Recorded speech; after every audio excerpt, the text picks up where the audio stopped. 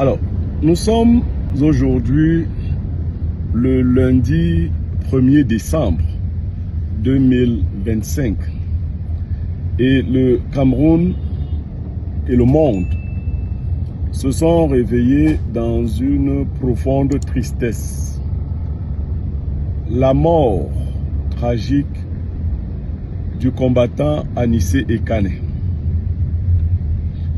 J'ai fait un post ce matin dans lequel j'ai indiqué,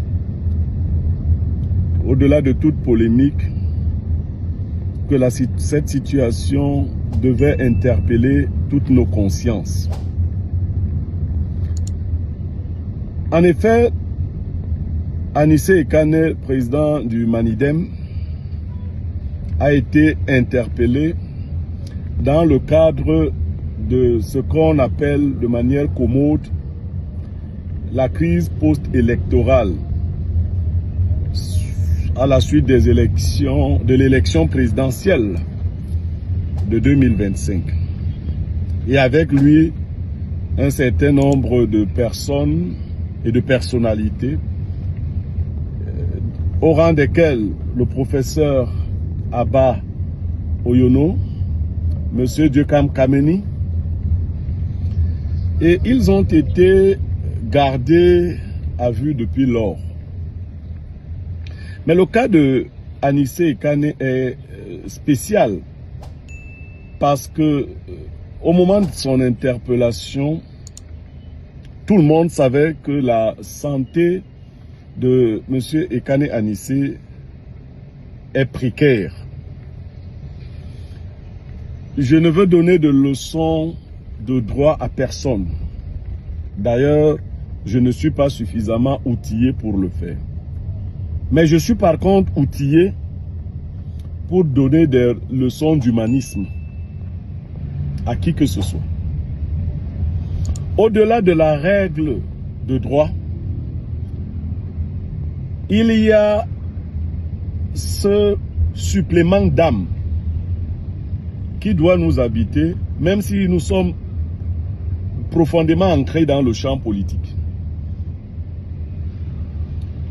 Une polémique a été soulevée il y a quelques jours autour de la confiscation de l'extracteur d'oxygène, c'est comme ça qu'on l'a appelé, de M. Ekane. Nous avons suivi plusieurs versions, les uns qui disaient que cela n'a pas été confisqué, ainsi de suite. Mais moi, ce qui avait déjà attiré mon attention, c'était de poser la question logique. Est-ce que M. Ekane a son extracteur d'oxygène? Point. On a suivi beaucoup de théories. Ensuite, la gendarmerie n'est pas un centre de santé. Je crois que si on détient quelqu'un et que son état de santé est mis en difficulté, il y a tout un protocole qui permet, tout en continuant de le garder à vue, de le conduire vers un centre de santé et de prendre soin de lui. Cela, par contre, n'a malheureusement pas été fait. Il y a une compatriote qui, sur Canal 2, récemment, dimanche notamment, donc hier, affirmait être une amie d'Anissé Ekane. Et elle disait de manière péremptoire que Anissé Ekane n'était pas en bonne santé, mais qu'il n'était pas à la porte de la mort. Comme quoi, elle aurait ausculté et elle aurait eu des résultats, des informations qui disaient que son pronostic vital n'était pas en danger, n'était pas engagé. Alors, la grande faucheuse lui a prouvé à elle le contraire et nous a attristés. Qu'est-ce que cela suscite comme réflexion? Je vais faire une digression importante. Il faut noter que nous sommes tous, comme à l'époque de la traite négrière, des nègres, au sens péjoratif du terme. Mais comme le savant le démontrait, pendant la traite négrière, il y avait deux types de nègres. Il y avait les nègres de salon et les nègres des champs. En les situant, vous comprenez facilement ce qui se passe. Les nègres de salon étaient ces esclaves-là qui travaillaient dans les domiciles des Blancs. Eux, ils avaient droit à certains privilèges auxquels les nègres de champ n'avaient pas droit. Du fait de leur proximité avec les négriers, avec leurs patrons, et certains d'entre eux commençaient même à développer des formes d'affection vis-à-vis de leurs patrons. Et à devenir même des traîtres vis-à-vis des nègres des champs. Puisqu'ils ne subissaient pas exactement les mêmes traitements. Ceux-ci pouvaient se laver normalement, puisqu'il ne fallait pas qu'ils portent de la puanteur dans le domicile des Blancs. Ils avaient droit à un repas qui était plus décent que celui de leurs confrères des champs, ainsi de suite. Quelquefois même, certains Blancs se plaisaient à profiter des délices, des beautés des femmes nègres qui travaillaient dans leur maison. Et comme la vieille pratique, elle est ancienne, certains même profitaient aussi des jeunes garçons. On se comprend. Les nègres de salon, donc, s'étaient constitués comme des défenseurs des colons, des négriers. Et c'est eux qui tout le temps apparaissaient pour trahir un frère qui avait tenté de faire ci ou ça. Il est évident que la révolution ou la révolte ne pouvait pas venir des nègres de salon. Et la deuxième catégorie, donc, c'était les nègres de champ. C'est eux qui subissaient de plein fouet les affres de la traite négrière.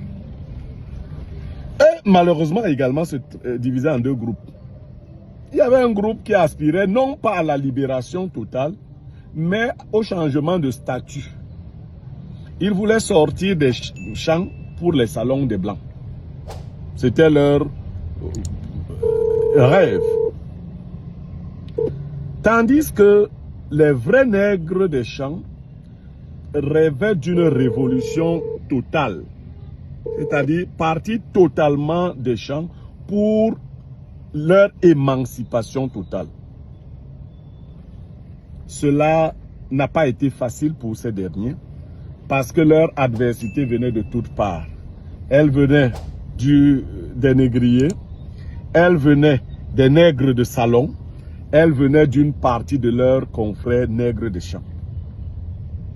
Mais l'histoire a fini par donner raison aux nègres de champ, ceux qui étaient les plus déterminés. Mais au prix de quoi? Au prix de beaucoup de sang. Il faut donc regretter une telle situation qui a laissé des marques indélébiles dans la constitution physique même du nègre. Et ceux qui ont donc lu savent comment manipuler le nègre.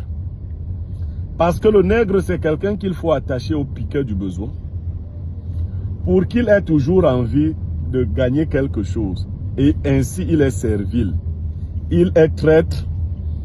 Il est même zélé. La mort d'Anissé Kane est un moment important pour la nation camerounaise. J'espère que nous saurons tous, autant que nous sommes, en tirer des leçons. Si nous refusons d'en tirer les leçons, certaines leçons de la vie nous seront imposées, un jour ou l'autre.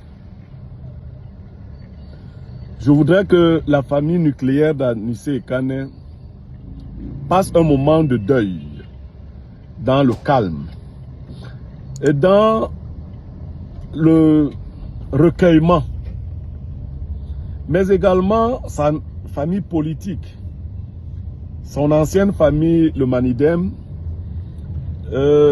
toutes les autres alliances politiques qu'il a pu faire ces derniers temps et qui ont déterminé finalement la personne qu'il a été, puisqu'il va en prison, il va être interpellé dans le cadre des joutes politiques. Mon souhait est finalement qu'il n'y ait plus de condamnation, d'arrestation et de mort dans le cadre d'une situation qui devrait être une situation d'échange, une élection. J'envoie ce message à tous ceux qui ont encore un élan d'humanité pour qu'ils réfléchissent. Je ne vais pas m'appesantir longuement sur ceux qui se moquent de la mort d'Anissé Kane parce qu'il n'y a pas plus grande idiotie pour nous les humains, qu'on appelle autrement les mortels, que de se précipiter, de se moquer de la mort d'un autre. Anissé Kane a dépassé 74 ans.